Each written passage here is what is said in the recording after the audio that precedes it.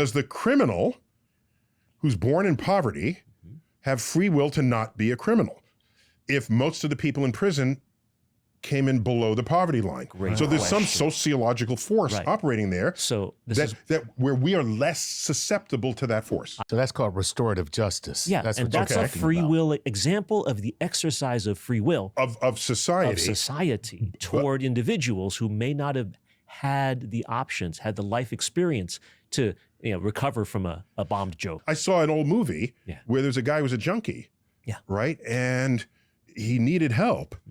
But they said, no, the cops came and arrested him because he was a junkie. Today, you wouldn't do that.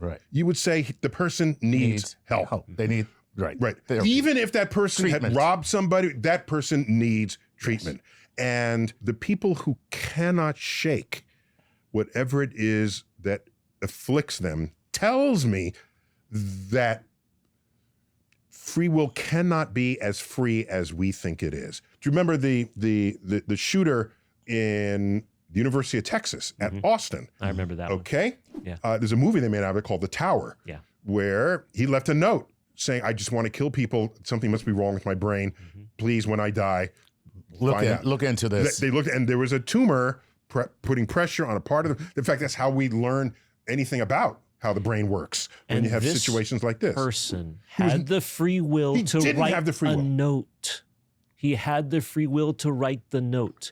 So he did not have the will to resist shooting.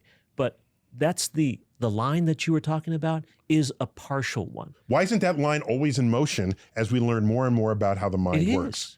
It is. Okay, so then maybe it's a line of convenience today, but tomorrow we're going to find out, oh my gosh, that person has no real free control over their behavior, over their personality, over their tendencies, over their treatment of others. It's not a line of convenience. It is, in your words, a perimeter of ignorance. When Newton said we couldn't explain certain things, right? God must have done it. Of course. That's a God of the gaps. Of course. That delineates what we don't know.